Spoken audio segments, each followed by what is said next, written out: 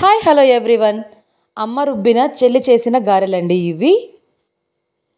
First అలసంద బ్యాళ్ళని ఇలా తీసుకొని ఒక 6 అవర్స్ పాటు బాగా నానబెట్టుకొని వాష్ చేసుకోవాలండి. తర్వాత దీన్ని ఇలా ఒక రుబ్బు రోల్లోనికి వేసుకొని దీనిలోనికి కొంచెం వెల్లుల్లి,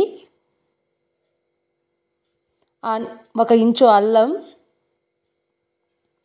అండ్ తగినంత కారానికి పచ్చిమిర్చి అండ్ కొంచెంగా కొత్తిమీర, పుదీనా యాడ్ చేసుకొని కొంచెం కల్లుప్పు వేసుకొని ఇలా బరకగా రుబ్బుకోవాలండి. మరీ నున్నగా కాకుండా ఇలా రుబ్బుకున్న దాన్ని ఒక బౌల్లోనికి వేసుకొని ఇప్పుడు అదే రోల్లోనికి ఆనియన్ వేసుకొని ఇలా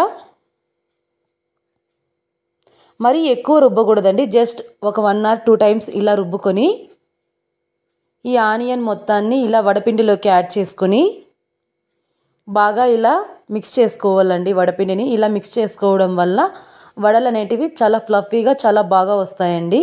ఇందులోనికి కొంచెం జీలకర్ర యాడ్ చేసుకోండి. అండ్ ఇలా స్టవ్ మీద ఆయిల్ పెట్టుకొని బాగా హీట్ అయిన తర్వాత ఇందులోనికి వడల్ని ఇలా వేసుకోవాలండి. ఇలా తట్టుకొని టేస్ట్ అయితే సూపర్గా వచ్చాయండి ఈ వడలైతే. నచ్చితే ఒక లైక్ చేసి సబ్స్క్రైబ్ చేసుకోండి.